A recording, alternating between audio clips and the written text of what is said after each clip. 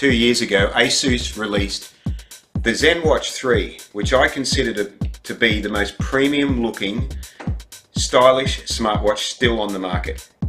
The software has recently been upgraded, and this video will give you a little bit of information about that. But first, let me just give a brief rundown of some of the things that I've liked and disliked about it in owning it for the last 2 years. Really does look like a beautiful fashion accessory, so I love the looks of it, but it is a little bit annoying that the watch actually won't lay flat because of its design. So it's not a super big problem, but it means that when the watch is being charged, it has to be on its side on a special little rubber mat that's supplied with it. Talking about charging, the connector is a little bit fiddly. They could have come up with something a bit better. I've gotten used to it, but from time to time it doesn't really latch on properly and start charging immediately. I was also very careful when purchasing the watch to make sure that I purchased it overseas so I could get a non-leather band on the watch as standard.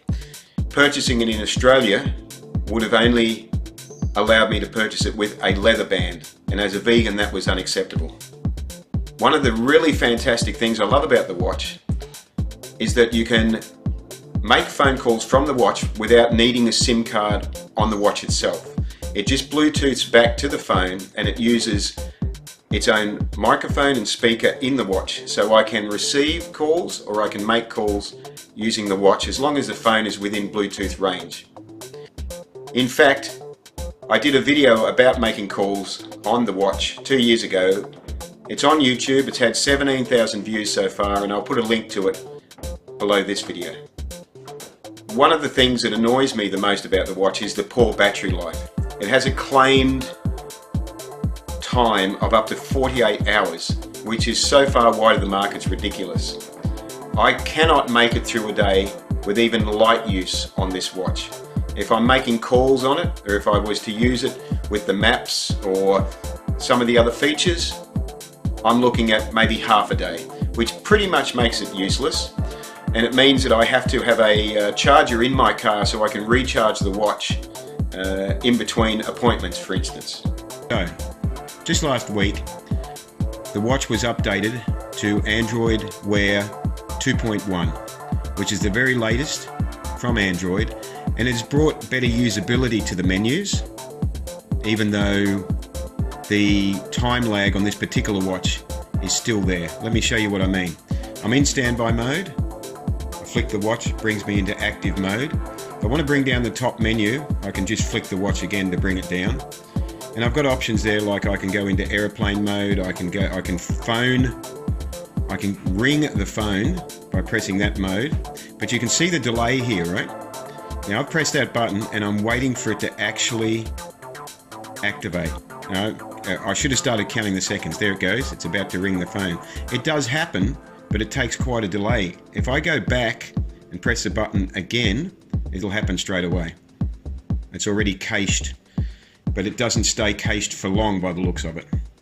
So once again, we can bring this screen down, and we've got other things like a battery saver mode. Turn on battery saver.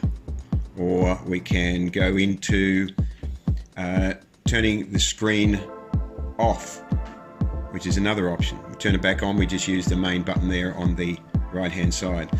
So if I press the button on the right hand side, the main button, that brings up all the apps which I can scroll through. There's quite a lot in there. Actually, there's quite a lot in there. You know, you've got things like flashlight, so you bring up flashlight.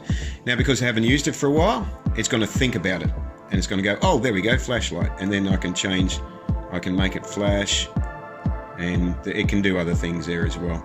And you know, you've got your maps and Messenger and phone and Play Store, and let's see what it's like to bring up Play Store, for instance. So we've told it to open up this app. It's now just a matter of, okay, I'm going to think about it. I'm going to think about it. I'm going to think about it a bit more. Here I am still thinking about it. Could you imagine a phone being this slow? And it's gone, oh look, there we go. Some of the things coming up. So it's amazing, isn't it? That is very, very disappointing response time. If we go across, we got a menu that, well, amazingly came across straight away. Now that tells us some of the things that are happening today, like events. You know, your next event is on, weather in Crumman Valley, the hourly forecasters, reminders. There's a little, you know, quote there at the bottom. If I go across this way, I will actually get the fitness app, which at the moment is showing that I'm not very fit. It actually updates. It's really crazy. You go across and it'll update later. For instance, you've got an option to select which fitness activity you want to do. See, biking, walking, running, strength training, etc. If I go back, sometimes after I've done that it's updated, but it hasn't. Now, bringing up the bottom menu, which I'm doing like that, brings up your notifications. I'm not showing any notifications here at the moment because I've cleared them all for personal reasons, of course.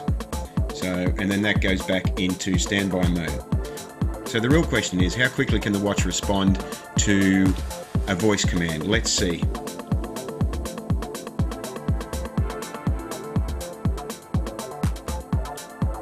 What is today's weather?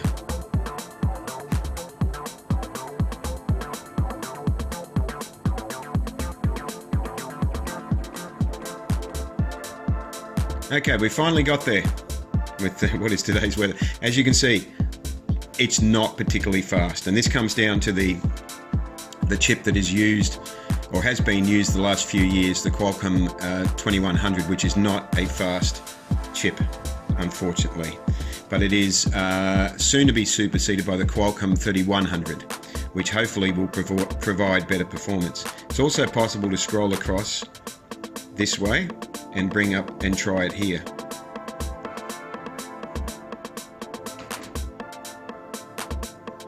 What is the capital of Norway?